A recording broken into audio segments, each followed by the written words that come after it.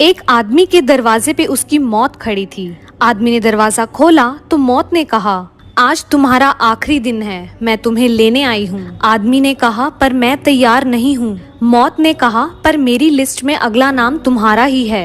आदमी ने कहा, ठीक है, तुम इतने बैठो, क्यों ना मुझे ले जाने से पहले मैं तुम्हारे लिए कुछ खाने पीने के लिए लेकर आऊं। उसकी मौत ने कहा, क्यों नहीं। फिर आदमी गया और उसके खाने में नींद की गोली मिलाकर उसके लिए खाना ले आया। मौत ने खाना खाया और फिर गहरी नींद में सो गई। फिर आदमी ने फटाफट मौत की लिस्ट में से अपना नाम सबसे ऊपर से हटाकर सबसे नीचे लिख दिया। जब मौत नींद से उठी तो उसने आदमी को कहा, मैं तुम्हारे इस दयालु स्वभाव से बहुत प्रसन्न हुई। चिंता मत करो बालक, अब लिस्ट की शुरुआत ऊपर से नहीं नीचे से होगी।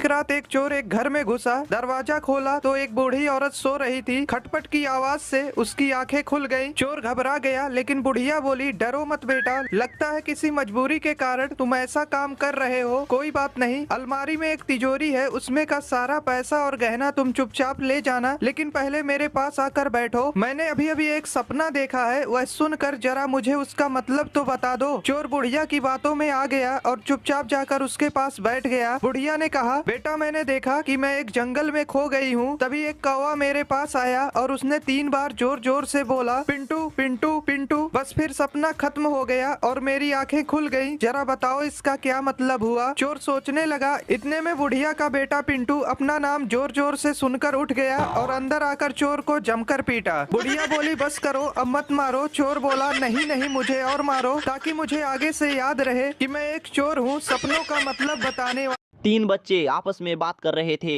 पहला बोला, मेरे पापा तो सुपरमैन है, वो नदी में कूदते हैं और तालाब से निकलते हैं। दूसरा बोला, तेरे पापा तो कुछ भी नहीं है, मेरे पापा तो नदी में कूदते हैं और नाले से निकलते हैं। तभी तीसरे से रहा नहीं गया और वो भी बोल पड़ा, अरे तुम दोनों के पापा तो कुछ भी नहीं है, मेरे पापा तो टंकी में कूदते हैं और टोटी से निकलते हैं।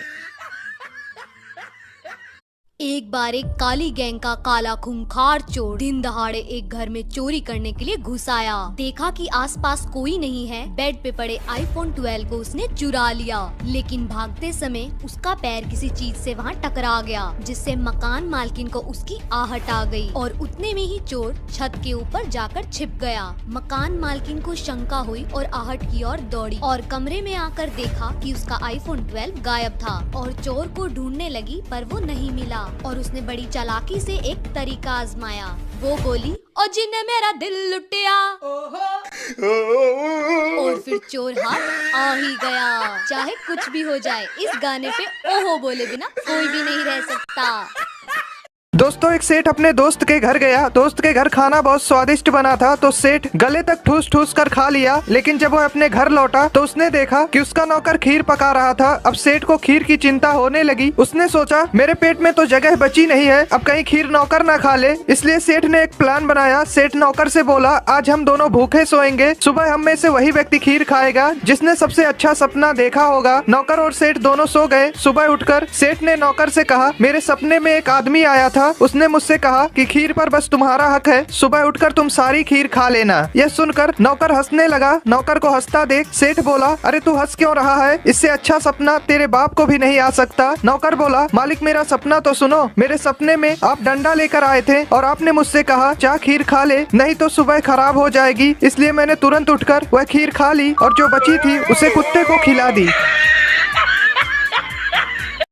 एक बच्चा 3 घंटे से लगातार पबजी खेल रहा था। ये देखकर उसकी मम्मी ने उसको बहुत मारा और डांट लगाकर पढ़ने को कहा। बच्चे को बहुत गुस्सा आ रहा था और जब उसकी मम्मी वहाँ से चली गई तो बच्चे को लगा कि शायद उसकी मम्मी उसे बिल्कुल भी प्यार नहीं करती। तो उसने एक कागज पर लिखा कि मैं ये घर छोड़कर जा रहा हूँ, और मम्मी का प्यार देखने के लिए चुपचाप अलमारी में छिपकर बैठ गया। जब थोड़ी देर बाद उसकी मम्मी कमरे में आई और खत पढ़ा तो यहाँ वहाँ रोते रोते अपने बच्चे को ढूंढने लगी। 2 घंटे बीत गए पर फिर भी बच्चा अलमारी से बाहर नहीं आया। माँ अपने बच्चे के लिए फिर भी तड़पती हुई रोए जा रही थी। फिर बच्चे को एहसास हुआ कि अब उसे शायद बाहर आ जाना चाहिए और अपनी माँ के गले लग जाना चाहिए। और जैसे ही बच्चा बाहर आया, उसकी माँ ने उसको गले लगाया और इतना मारा, इतना मारा, इतना मारा कि बच्चा समझ गया कि उसकी माँ उसको कितना प्यार करती है। दादाजी, क्या आप मुझे 100 रुपए दे दोगे? 100 रुपए? क्यों बेटा, क्या करना है? वो ना, मुझे एक चॉकलेट लेकर आनी है। अरे बेटा, जब मैं तुम्हारी उम्र का था ना, तब मैं मार्केट से सिर्फ 2 रुपए में घर का साबुन, दूध, चीनी, ब्रेड, बिस्किट सब ले आता था। और तुम लोग देखो आजकल कितने पैसे बर्बाद करते हो। लेकिन दादाजी, एक बात बोलूं? हाँ बोलो बेटा। वो क्या है ना कि आजकल दुकानों में सीसीटीवी कैमरा लग गए हैं।